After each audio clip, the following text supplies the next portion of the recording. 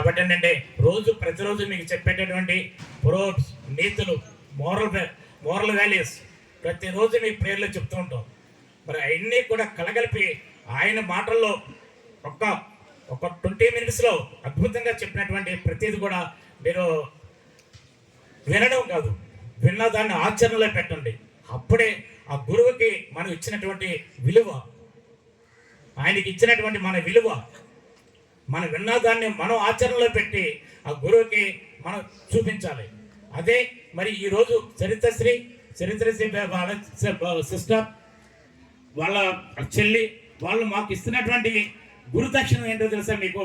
వాళ్ళు మాకు ఇస్తున్న గురుదక్షిణ ఏంటంటే ఎంబీబీఎస్ సీటు పొంది ఒక అత్యున్నతమైన స్థానానికి వెళ్తున్నటువంటి ఆ స్థానమే, వాళ్ళు ఎదుగుతున్న ఆ స్థానమే మాకు గిఫ్ట్, మాకు ఇచ్చేటటువంటి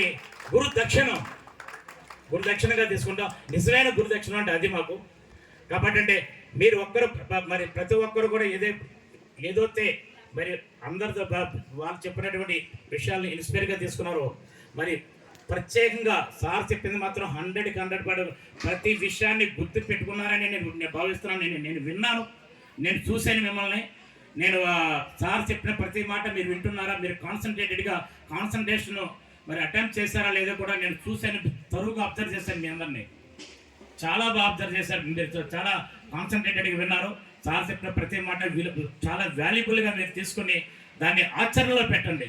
ఆచరణలో పెట్టినప్పుడే దాని యొక్క విలువ, ఆ సార్ చెప్పినట్టు ఆయన వాల్యుబుల్ టైం, చైర్మన్ గారు, అలాగే కమిషనర్ గారు, మరి వైస్ చైర్మన్ గారు, అలాగే మన వార్డు కౌన్సిలర్ గారు వాళ్ళ టైంని, ఆ సమయాన్ని మరి వెచ్చించి ఇక్కడ ఉండి వారు ఇచ్చినటువంటి మోటివేషన్, ఆ సమయానికి విలువ కావాలంటే, విలువ రావాలంటే ఏం చేయాలంటే వారు చెప్పని మీరు ఆచరణలో పెట్టాలి. మీరు ఆచరణలో పెట్టిన రోజునే ఖచ్చితంగా దాని ఫలితాలు పొందుతాం మనం. కాబట్టి ప్రతి ఒక్కరు గుర్తెరగండి. మరి ఇంకా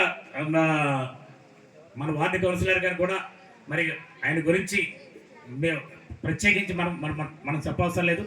ఆయన అంటే మనకు వార్డు కౌన్సిలర్ అంటే మనకు మొట్టమొదటి మనకి ప్రోటోకాల్, మొట్టమొదటి నాయకుడు మనకేంటంటే మన వార్డు కౌన్సిలర్ గారు. మరి అటువంటి వార్డు కౌన్సిలర్ మనకు వెన్నుదండగా మరి మన స్కూల్కి నేనున్నానని ప్రతి విషయానికి వచ్చి మీకు ఇన్స్పైర్ చేసి మిమ్మల్ని ముందుకు తీసుకెళ్తున్నటువంటి వారికి కూడా ప్రత్యేకమైనటువంటి ధన్యవాదాలు తెలియజేసుకుంటూ, మీ అందరికీ పేరున ఒకసారి ధన్యవాదాలు తెలియజేసుకుంటూ మరి